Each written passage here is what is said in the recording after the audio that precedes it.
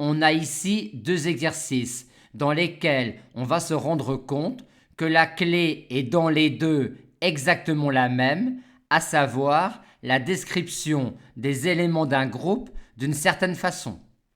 Ici, p-1 factoriel modulo p est en fait le produit de tous les éléments inversibles de l'anneau Z sur PZ, c'est-à-dire encore le produit de tous les éléments du groupe des éléments inversibles de l'anneau Z sur PZ.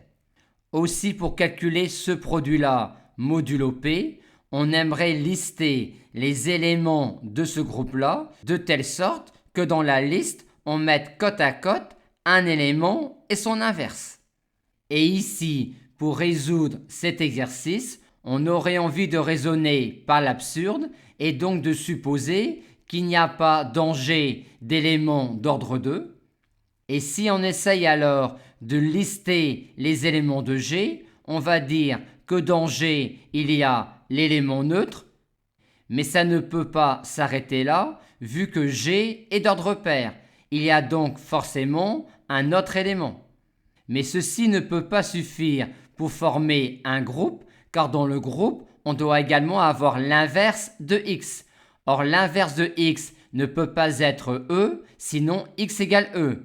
Et l'inverse de X ne peut pas être X, sinon X carré égale E. Or, on a supposé que dans G, il n'y a pas d'élément d'ordre 2.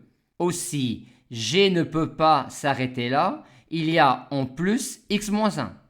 Mais G ne peut pas s'arrêter là, car G est d'ordre pair, il y a donc dans G un élément Y distinct de ces trois éléments-là. Mais l'inverse de Y doit également être dans G, et l'inverse de Y ne peut pas être E, ne peut pas être X, ne peut pas être X-1, sinon Y serait l'un de ces trois éléments-là. Et l'inverse de Y ne peut pas être Y, sinon Y carré égale E, et on a supposé que tel n'était pas le cas. Y-1 vient donc forcément s'ajouter à la liste des éléments de G. Mais ça ne peut pas s'arrêter là, vu que G est d'ordre pair. Il existe donc un élément Z dans G distinct de ces 5 éléments-là. Mais dans G, il doit y avoir également l'inverse de Z, et comme précédemment, on peut montrer que l'inverse de Z est aucun de ces éléments-là. Il vient donc s'ajouter à la liste. Et on est reparti pour un tour, et ainsi de suite. Aussi, si dans G, il n'y a aucun élément d'ordre 2, on a enclenché un processus pour lister les éléments de G qui ne s'arrêtera jamais. D'où l'absurdité, vu que G est un groupe fini. Maintenant, on aimerait formaliser un petit peu plus le raisonnement que l'on vient de faire. Et on se rend alors compte que dans les deux exercices, notre souhait est le même, lister les éléments d'un groupe de la manière suivante, à savoir l'élément neutre, ensuite lister ainsi les éléments qui ne sont pas d'ordre 2 en mettant côte à côte un élément et son inverse, et en mettant à part les éléments d'ordre 2 de G, à savoir les éléments de G distincts de E pour lesquels leur inverse est eux-mêmes. Maintenant, comment formaliser que l'on peut lister ainsi les éléments d'un groupe? On souhaite en fait partitionner les éléments de G de cette façon-là.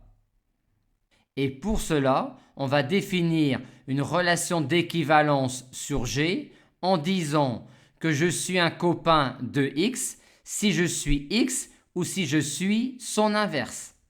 On vérifie facilement que l'on définit ainsi une relation d'équivalence sur le groupe G et on a alors dans la classe d'équivalence d'un élément X de G deux éléments qui sont X et X-1, mais à condition que X-1 soit distinct de X, à savoir à condition que X carré soit distinct de E.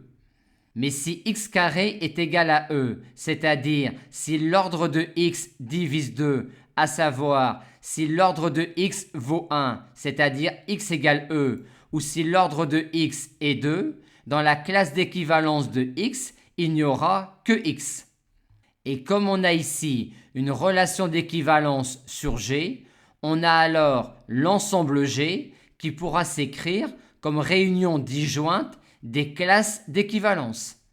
Ce qui justifie exactement que dans un groupe G, on peut lister les éléments de G de cette façon-là, à savoir l'élément neutre, les éléments d'ordre 2 s'il y en a, et enfin les éléments qui ne sont pas E et qui ne sont pas d'ordre 2 et qui peuvent être listés sous la forme x, x-1, y, y-1 et ainsi de suite.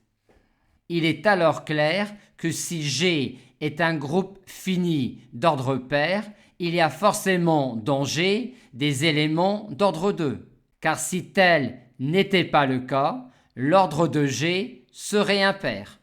Et en appliquant notre description particulière des éléments d'un groupe au groupe des inversibles de Z sur PZ quand P est un nombre premier, on obtient que le produit de ces éléments se résume en fait au produit de ces éléments qui sont d'ordre 2 s'il y en a.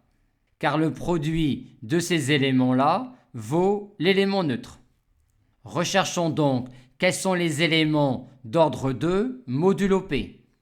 Ceci revient à résoudre cette équation-là, dont les solutions sont, vu que l'on travaille modulo P avec P nombre premier, x congru à 1 modulo P et x congru à moins 1 modulo P.